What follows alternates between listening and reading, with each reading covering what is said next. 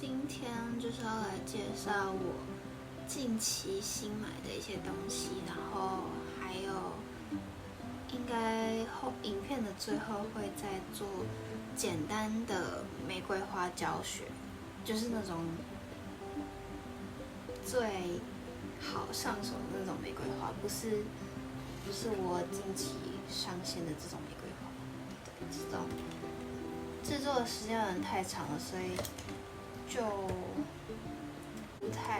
时间不太够。我先来介绍我最近买的，然后我很喜欢的东西。这是英文字母，它是每一个都可以拆下来的，就是有点像是饼干上的模具。它又给一个这个，就是你可以把它夹在这个凹槽里，就是这边夹在凹槽里，然后就可以拼一排字，然后这样子压在可能饼干上面之类的，就蛮好用的。我还要买偏小的这种，因为这个我还在用，所以它有点脏。它是圆形的，然后它这种的就是可以用在迷你的蛋糕上面。我还要买另外一支奶油，它长这样子，然后它挤出来就是旁边这种有花的造型的，这个就是一般那种在药局可以买到的那种针筒是针筒，然后它有附一个针头。这个的话就是可以直接用这个，然后挤奶油，就是其实蛮好用。就是如果真的对粘土很有兴趣的话，可以也去买一本书，然后就可以做出更多很酷的东西。就是里面会有其他艺术家很棒的点子可以参考。就像我前阵子就有按照有一个艺术家做的，然后我就觉得蛮棒的，我以前都没有想到。然后这个是我做出来的作品，它就是那种迷你的巧克力酱的蛋糕。我忘记我有没有放到贴文里了。然后它的其中一个点子就是它的表面的那种会反光的巧克力酱是用白胶，然后加上水彩颜料，可以参考看看。如果要做巧克力酱的话，可以白胶加水彩颜料。然后做粘土之前，我们会要事先准备一个垫子，就是随便一个没有用的油胶，然后尽量是透明的，因为有颜色可能会就是怕它掉漆。我们今天就来做粉红色的玫瑰花好了，这应该是树脂混轻粘土，因为它的重量会比超轻土还要再重一点，然后它会比轻粘土还要有光泽。因为粘土刚开新的一定会有气泡，所以要把它揉一段时间。那揉的方式呢，我通常就是把它捏扁之后，它就是扁扁的一片，然后再把它这样子撕开。我现在是慢动作，对，然后就是撕开一片一片的，然后再捏扁之后再撕。再叠起来，然后再撕，再叠起来。揉完之后，我们现在就是要来混色。那我们就拿出我的粉红色。我买的这个粉红色是偏亮色，有点荧光的粉。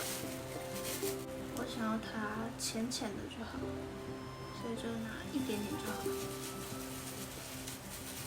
然后记得要包好，才不会干掉。去刚刚的步骤。好了，我揉均匀了。那玫瑰花我们先从它的中心开始做。那我们就先把它搓圆，先搓长条，这样子长条形，然后压扁，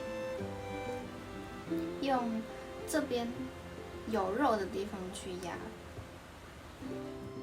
压扁了之后呢，我们就开始从其中一个地方用手指这样把它挑起来，它就会慢慢的往前，轻轻的挑就好了，然后它就变成这样子。再用另外一只手捏住它底部的地方，让它呈现尖尖的样子，然后另外一只手就把它往外翻，轻轻的往外翻。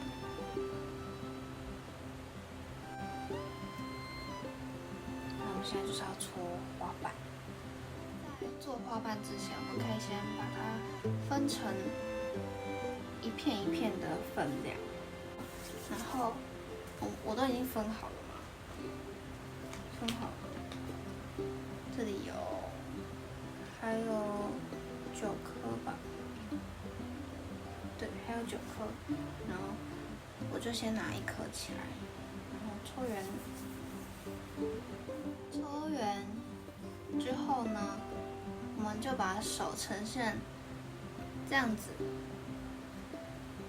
V 字的造型，让它搓出一个尖尖的样子。所以困难的话，我们也可以就是2只手比爱心的样子，然后把粘土放在中间，这样子搓，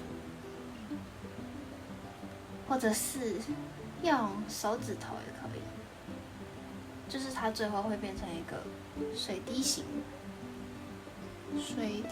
的样子，然后我们再把它压扁。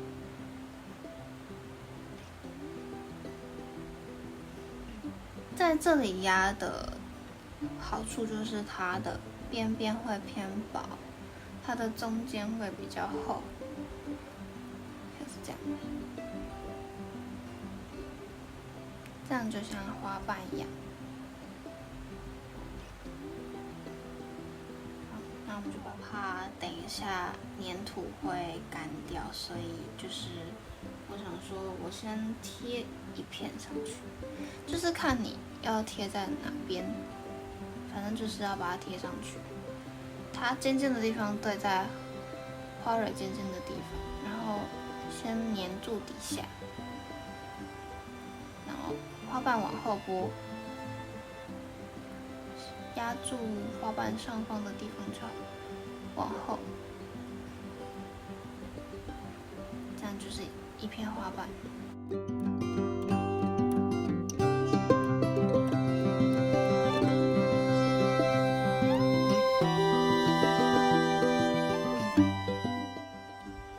之后就完成啦，就是这样子。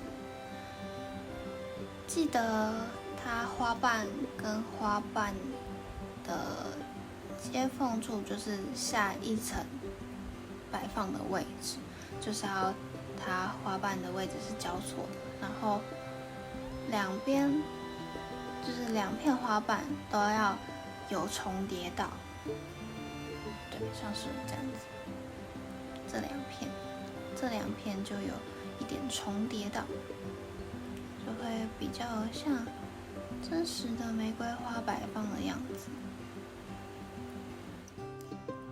顺便来推广一下我最近新上的商品，现货就只有这2个，只做这2个。那以后会不会再出新的小蛋糕，就是以后再说。这边要回复一下，就是有询问粘土家教的客人们。家教的话，就是指开在台南市的附近。好了，那这部影片就到这里结束了。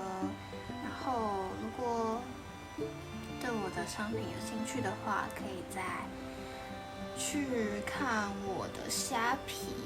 对，